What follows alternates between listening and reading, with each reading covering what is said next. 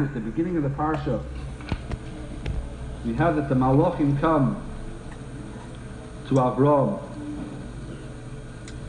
and they say, "Vayomer Elav yissocher ishtecha vayomer hinei ba'ayal." Where is Sarah? Vayomer hinei ba'ayal. Vayomer shoiv oshuv elecha ka'es chaya v'hinei vein l'Sarah ishtecha.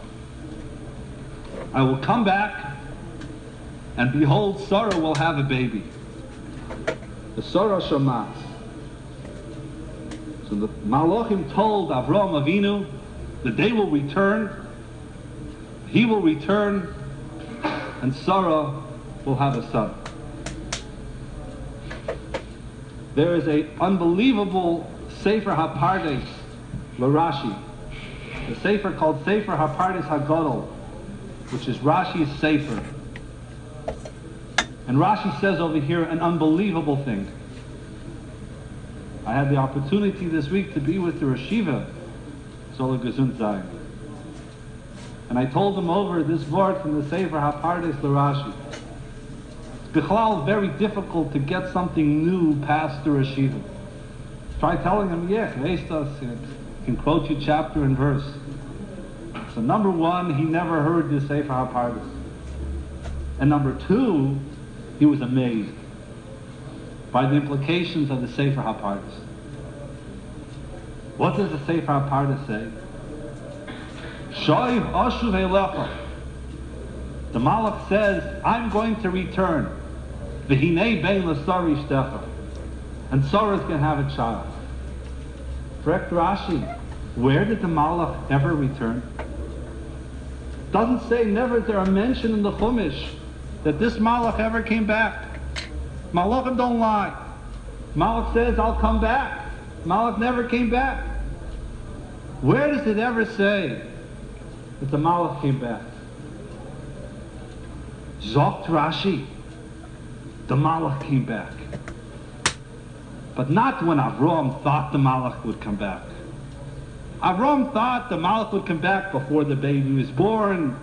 Maybe the baby Malach would come back when the bris. Says, you know when the Malach came back? The Malach came back at the end of the parsha. When Avram Avinu had Yitzchak on top of the Mizbeach and was about to sacrifice Yitzchak, he had the knife at Yitzchak's throat. Vayomer Malach Hashem al tishlach yodcha el hanar val ta'as loy mu'uma. A Malach came back and said, don't shech Yitzchak and don't do a thing to him. Zokt Rashi, you know who that Malach was? That was that Malach.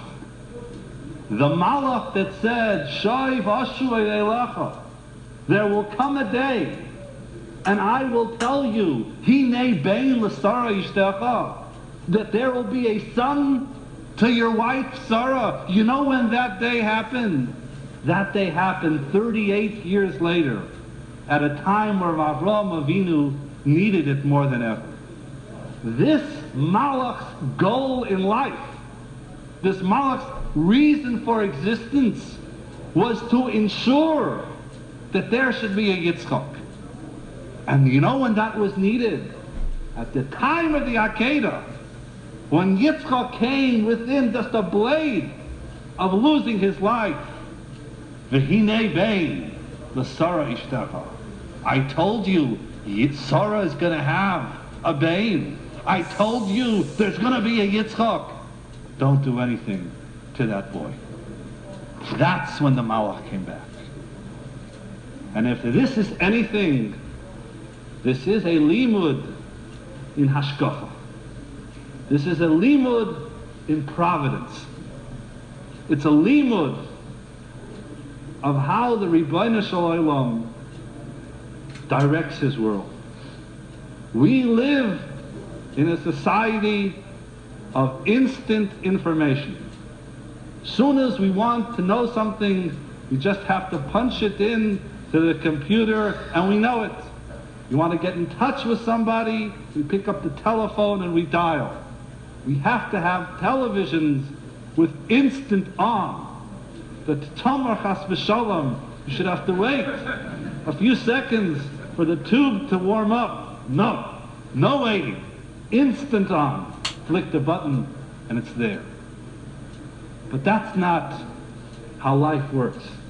That's not how God works. That's not how the Rebbeinu Shalom directs his world. Shoy vashuv elecha. What did Avraham think? Place, the Malach will come, it'll come soon. 38 years later, that's when the Malach came. The Rebbeinu Shalom knew what it meant, Shoy vashuv elecha. It wasn't instant, wasn't right away, wasn't instant information, but it was when he needed it. We cannot understand providence. We can't figure it out. Life is full of mysteries, but we have to always believe that the Yad Hashem is there.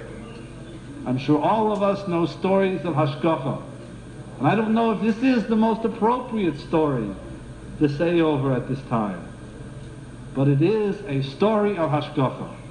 It is a story of the story like the Malach. You don't know when it'll ever come.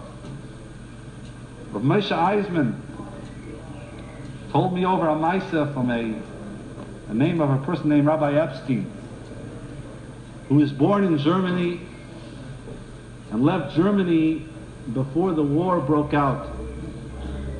And he settled in England.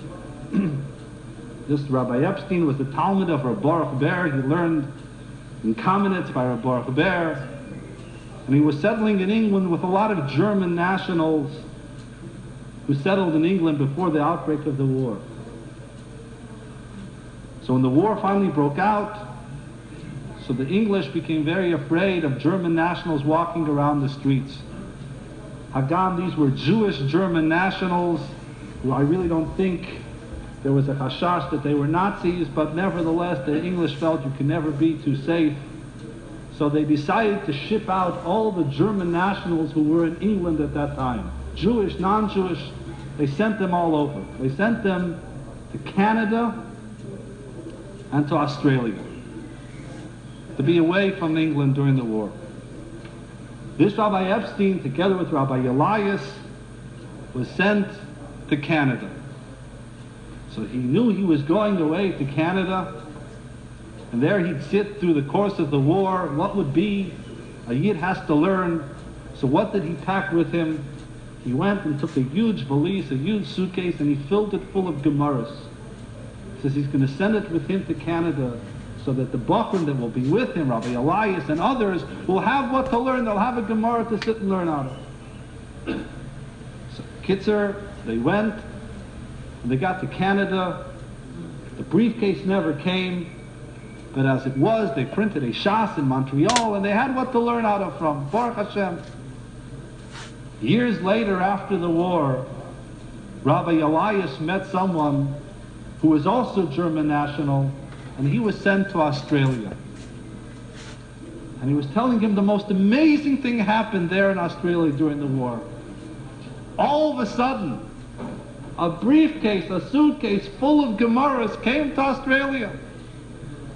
They didn't know from where it came, who sent it, but Baruch Hashem, they had no svarim in Australia. At least they had what to learn out of. It was that suitcase that never got to Canada, because it didn't need to get to Canada, but it made it to Australia where it was needed. The Rebbeinu Shalom feared sein Welt. The Rebbeinu Shalom takes care of his world. We don't always see it at the right time, we don't see it immediately, but Shoiv Ashuv Eilecha Ke'es Chaya. I'm going to return, and I'm going to take care of that Yitzchak. And that's how the Rebbeinu Shalom takes care of his world. I want to add a few words to this amazing story of Hashgacha Pratis. It comes out from the frand that they printed a shas. When they got to Canada, they printed a shas. There was the Montreal shas. Now, this is not exactly they printed when they got there. This Montreal shas was printed in 1930 by my relative, my grandfather's cousin, who he had a lot to do with getting my family out. He came. His name is Rev Hershel Wolofsky. He came. He left Poland in about 1900. And when my family was getting out of Europe, of Poland, before the war, he was instrumental in bringing them, and that's why they came to Montreal. That's why I was born in Montreal. Now this was the first shas printed on the American continent. Now, the second shas printed was, those that watch this channel have seen many clips I put up from Rav Schneider. His father in 1950, Rav Schneider's father, Rav Yitzhak Meir Schneider, Zecher Sadik Levracha, that printed, they gave smicha to everybody at Torah Vadas in those years. Everybody that got smicha got from him. He printed the second shas in the American continent, 1950.